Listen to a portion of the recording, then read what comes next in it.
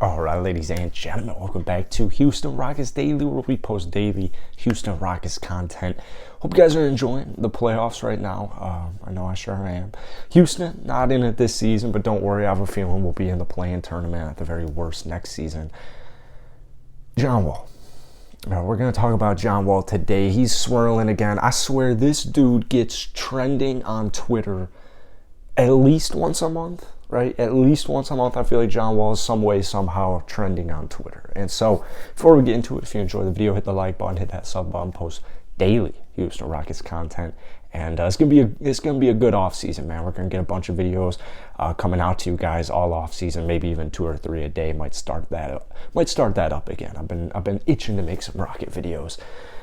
Here's a tweet we have. This is from the NBA Central. If the Rockets are unable to find a trade for John Wall before the June 23rd, that sentence is. If the Houston Rockets are unable to find a trade for John Wall before the June 23rd, all signs point to Houston and Wall revisiting buyout talks per Jake L. Fisher.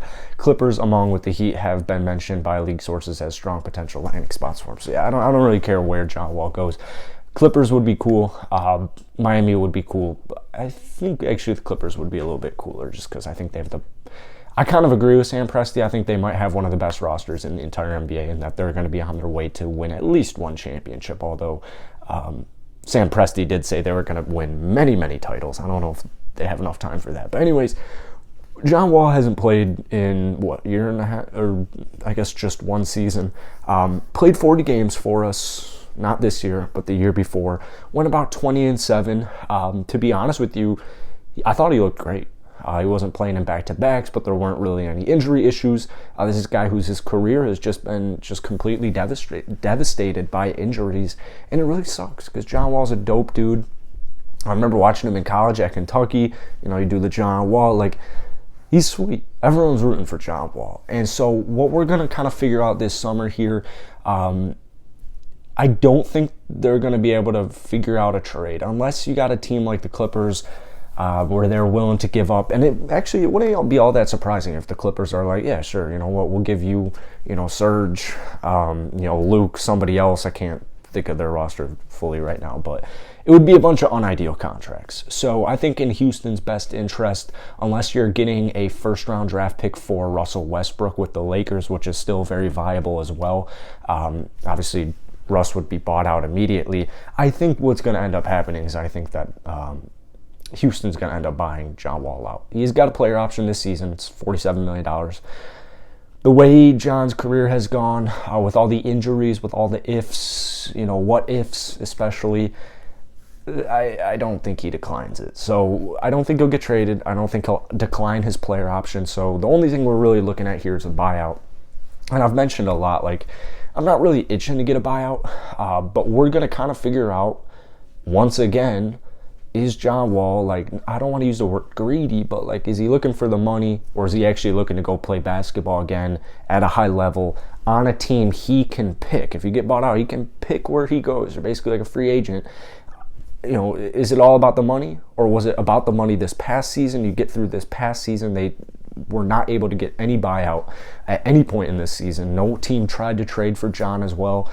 There's, rumors that the Lakers executives regret not trading for John Wall, but there were no official trades or trade requests or trade talks, I should really even say formally, for John Wall. A buyout works. Buyout definitely works. Houston, John Wall wouldn't basically get paid as much, but he'd be off the roster. And so, off the books this next season.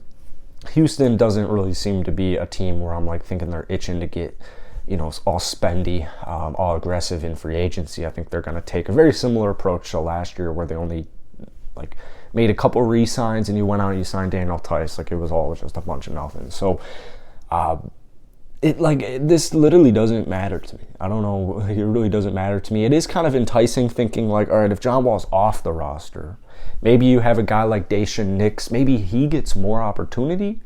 I don't really know. That's more of a Silas thing. Here's what I do know. Obviously, John Wall is not the point guard of the future. We're going to see if KPJ is the point guard of the future this next season, or we're going to evaluate him for another season and go from there. At the very least, in my opinion, no way he gets traded or anything like that. I still think the Houston Rockets should go and draft a backup point guard, or maybe even sign a point guard who's coming off like a rookie contract, who maybe just wasn't playing well. It just didn't work out. Obviously not Markelle Fultz specifically, but I'm thinking like a guy like Markelle Fultz, a guy who maybe was a higher draft pick and just kind of might be drifting. So definitely not Markelle Fultz, drifting towards bust, because I'm a big Fultz supporter and he's not drifting towards a bust.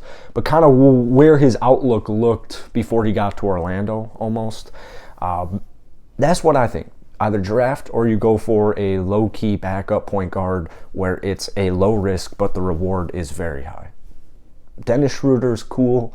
I'm not too big on re-signing Dennis Schroeder because you're going to have to sign him to more than 1 year. I'm not like definitely opposed to it because I like Schroeder. I like Schroeder as a player. I like him as a person. He's a streamer. He games like he's sick.